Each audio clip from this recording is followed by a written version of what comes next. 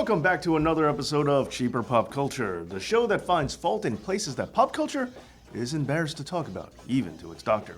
I'm your host, David Lee. Remember in the original Iron Man film when a few random nerds caught that glimpse of Captain America's shield, and then they told everyone, and then everyone pretended like they saw it right away? Well, that didn't happen to me because I totally saw it the first time around. Can't believe you didn't.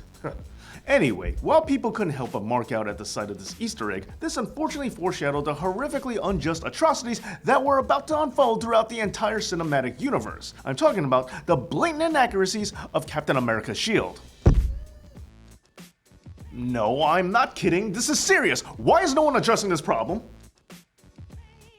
And that is exactly my point. Everyone wants to either praise the MCU for everything that they do, or they want to criticize it over stupid, boring little crap like, oh, the villains aren't good enough, or how come not enough characters die, or, social issues, or whatever nonsensical, boring crap there is. Meanwhile, this right here is the real struggle. And if you disagree with me, then you're America's ass. So, to all of you who want to stand up for something, here it is. Here is something that needs to be vindicated. Here is something that needs to be requited. Here's something that needs to be taken care of. Shut up, it's too late for that. Stop living in the past. Anyway, today's subject is...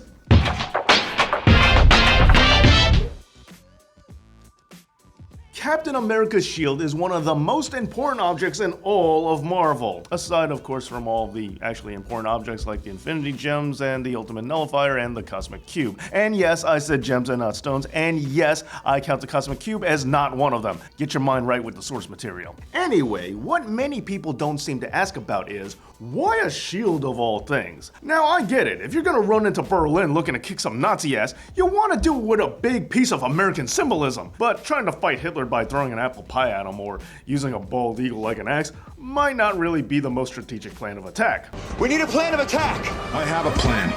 Attack.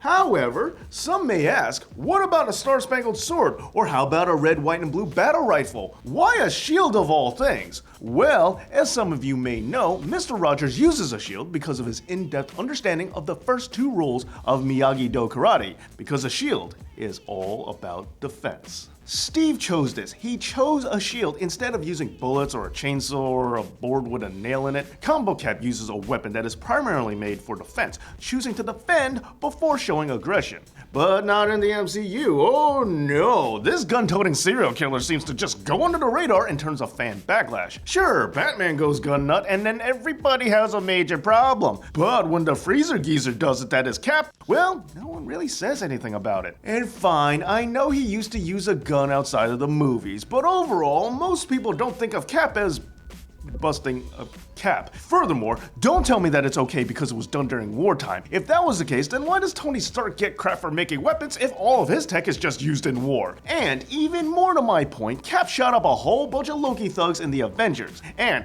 who are these thugs? Well, they're not hired goons because what would Loki pay them with? Now sure, he could have acquired some cash with his brainwashing stick, but more than likely, he probably just mind controlled these guys into being henchmen. Which means that Cap is just capping off a whole bunch of innocent mind controlled people. And what's worse, we know that Loki stole a whole bunch of them from S.H.I.E.L.D., which means that Cap is probably ventilating his own teammates. Does that sound like the greatest American hero to you? Because, believe it or not, I say no.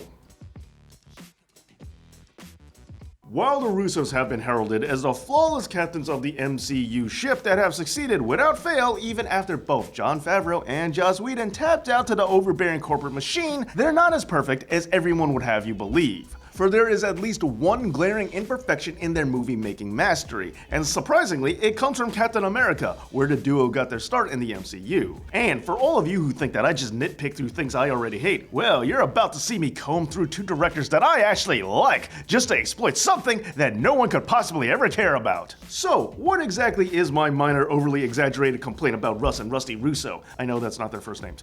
Well, I want to point out that the two brothers in the director's chair have never respected the physics of Captain America's shield.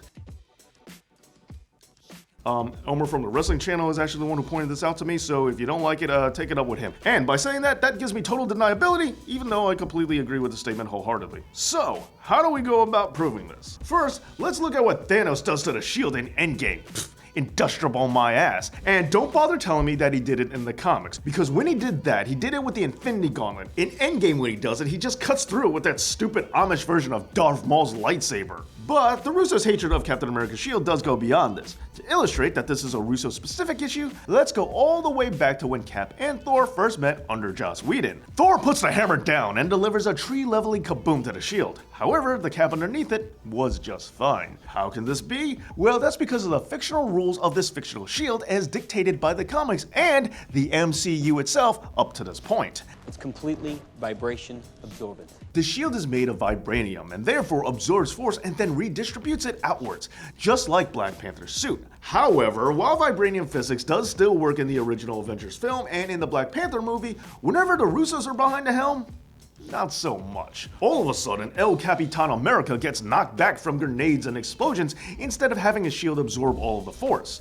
And also proving how inconsistent this is, when we look back at the first Captain America movie, we see that bullets just fall right off of the shield, again because of the whole energy absorption thing. But when Anthony and Joe direct, well, they go bouncing off and ricocheting everywhere for some reason. Furthermore, in Civil War, Black Panther was somehow able to scratch the shield. Now, the supposed logic behind this is that vibranium claws can't cut through a vibranium shield. Now, we see this line of thinking a lot. An adamantium bullet can fire through an adamantium skull, or a hot adamantium knife can cut through not hot adamantium knives. This really doesn't make a whole lot of sense if you think about it. And before any of you say anything, I know while Captain America's shield may not be pure vibranium in the comic books, in the MCU on the other hand, it is stated to be just that.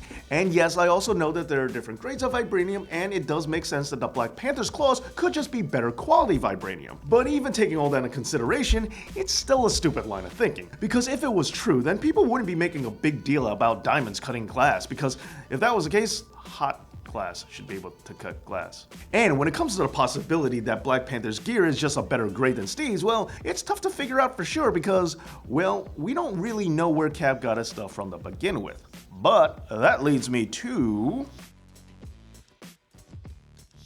Now that we brought up both Black Panther and when Cap got a shield for the first time, let's bring up this hornet's nest for a little bit. According to the first Captain America film and MCU lore, Uncle Sam just managed to get his hands on some vibranium and then use it to make a frisbee. However, in the first Black Panther movie, on the other hand, we learned that vibranium is a big giant space rock that landed in Wakanda, and that Wakandans are very, very protective of it, cutting themselves off from the entire outside world, making a countrywide holographic tent, and holding serious grudges with anyone who dares to take it from them. Now, this makes me wonder, either the US somehow stole this from Wakanda and never got caught, and also somehow managed to figure out how to mold it into a shield, or Wakanda voluntarily gave up some vibranium to the US in order to help with the war effort. In which case, thanks? But wasn't the whole point of the original Black Panther movie that they don't want to give out vibranium for weapons in order to help outsiders? And even if they did break that one tiny rule for World War II, I can appreciate that, but seriously, that's all you're gonna give to help fight the Nazis? Just a couple of pounds of vibranium scraps? Pfft,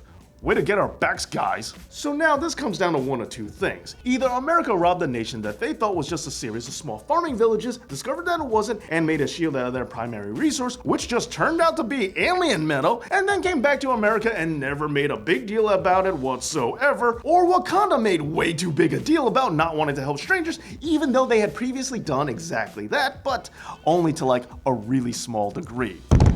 Okay, so there you have it. Nonsense behind Captain America's shield in the MCU that completely ruins the entire cinematic universe for everyone, and is now completely rendered unenjoyable. Or maybe it's just nothing, I don't know. It's probably lasting.